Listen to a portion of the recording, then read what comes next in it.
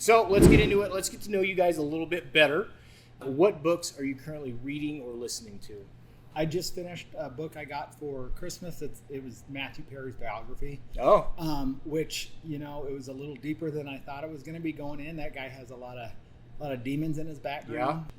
Yeah. It was really eye-opening, and I guess that applies to all facets of life, but how someone on the outside can look like everything's square and perfect, but behind the scenes, it's a bunch of turmoil. So it was very interesting to pick up on that. Are you implicating that's the story of Caleb too?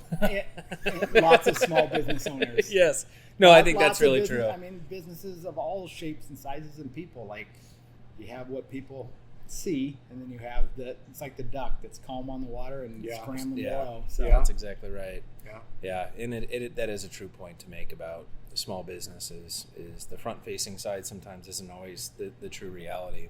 I'm reading also a book I got for Christmas, and it's called Genghis Khan and the Making of the Modern World. I'm really into history. I really enjoy reading history, and one big reason why is not just the lessons we can learn from it and the instructive nature of great people from our past, but also too there's oftentimes in hardship a lot of lessons that can be learned, and as we had spoke kind of pre-podcast before getting started, COVID's been a tough experience for a lot of hospitality related businesses in our industry as well, and so having some perspective and understanding what tenacity means, especially in multi-generational families that do great things and transform the world as Genghis Khan did.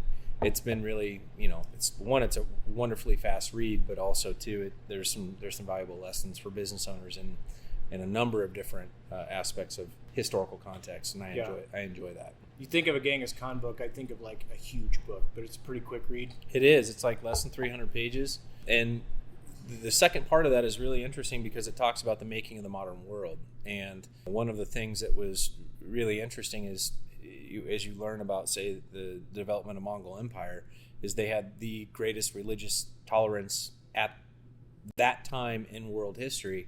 And they encouraged debate, and they encouraged honesty, and they encouraged communication, even from the lowest to the highest, without repercussion of being destroyed or being excommunicated.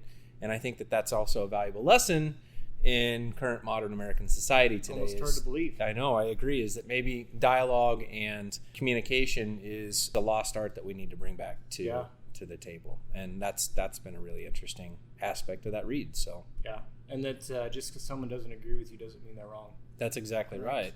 Or that you can still be friends with them if you disagree on some pretty major things. And Mike and I are kind of the yin and yang here at Scratchtown, is we have a lot of times some different viewpoints and some different approaches, and certainly personality wise are different, but I think that's what makes us such a great team too, is that we embrace each other's differences and focus on putting each of us and those here at the brewery in positions where their strengths are most maximized.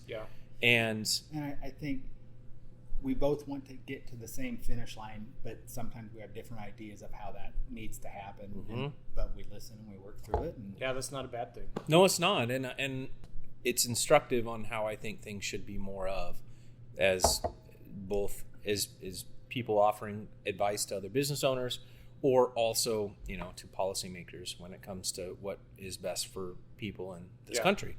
Absolutely. So, Absolutely.